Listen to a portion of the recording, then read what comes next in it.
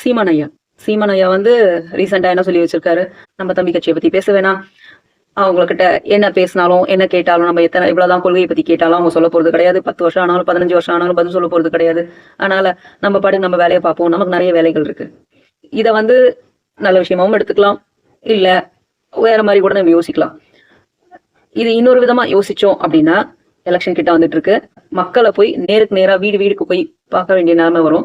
அப்போ விஜய் ரசிகர்கள் இருந்தாங்க அப்படின்னா அவங்க கிட்ட நெகட்டிவ் கமெண்ட்ஸோ இல்ல நெகட்டிவான டாக்ஸோ ஃபேஸ் பண்ண வேண்டியிருக்கும்.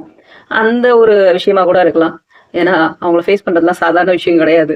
விதி வலியது, அதனால ஒன்றும் பண்ண முடியாது. அப்படி ஏதாவது நீங்க ஃபேஸ் பண்ணணும்னு இருந்தா ஃபேஸ் பண்ணி தான் ஆகணும். பிச்சை எடுக்கும் அந்த சாக்கடை தம்பி கூட வச்சுக்கிட்டாருன்னா இன்னும் ட்ரீட்மெண்ட் வந்து பலமா இருக்கும்.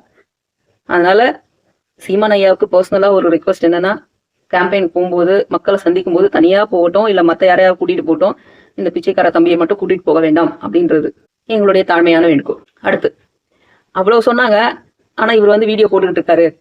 அதனால வந்து தாவேக்காவினர் வந்து கதறாங்களாமா. சீமான் சொன்னாரு இல்ல, இவன் கேட்கவே மாட்டேங்கிறான் அப்படின்னு. இங்க யாரும் உங்களை வீடியோ போட வேணாம்னு சொல்லல. சீமான் ஐயா சொல்லியும் வீடியோ போடுறீங்கன்னு கேட்கவும் இல்லை. நீங்க எவ்வளவு போடுறீங்களோ அவ்வளவு போடுங்க சாக்கடை தம்பி, ஒன்றும் பிரச்சனை கிடையாது.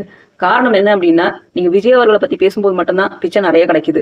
அதனால தப்பு இல்லை, நீங்க விஜய் அவர்களை பத்தி தாராளமா பேசுங்க. எங்களால முடிஞ்ச பிச்சையை நாங்க போடதான் செய்வோம். வேற எந்த வீடியோலயும் உங்களுக்கு அவ்வளவு பிச்சை கிடைக்கல இல்லையா, அதுதான் உண்மை.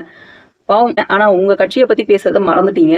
உங்க கட்சிக்கு எலெக்ஷன் வந்துட்டு இருக்கு. உங்க கட்சிக்கு என்னெல்லாம் சொல்லணும், என்ன பண்ணணும், என்ன அபிவிருத்தி பண்ணணும், நாங்க வந்து இந்த மாதிரி மாற்றங்கள் கொண்டு வர போறோம், நாங்க இதெல்லாம் செய்யறோம் அப்படின்றதெல்லாம் விட்டாச்சு. விட்டுட்டு முழு மூச்சா விஜய் அவர்களை பத்தி தானே பேசுறீங்க. அதனால எங்களால முடிஞ்ச பிச்சைகள் நாங்க போடதான் செய்வோம். விசில் சின்னம் அனௌன்ஸ் பண்ணாங்க. அந்த விசிலுக்கு வந்து டிரான்ஸ்லேஷன் பண்றாங்க. இப்போ விசில் அப்படின்றது இங்கிலீஷ் வேர்டு, தமிழ்ல வந்து அது இதுதான் தமிழ் பெயர் அப்படின்னு சொல்லி இந்த சாக்கடை தம்பி அவர்கள் சொல்லிட்டு இருக்காரு. ஆக்சுவலி வந்து அதற்கு பெயர் கிடையாது, அது இந்த மௌத்தார்கன்னு சொல்லுவாங்க இல்லையா, அதைத்தான் சொல்லுவாங்க. இது வந்து நீங்க இந்த ப்ரீகேஜி தமிழ் புக்ஸ் எடுத்து பாத்தீங்கன்னா தெரியும். விசிலுக்கு என்ன போட்டிருப்பாங்க, ஊதல், சீர்கை, இப்படிதான் இருக்கும்.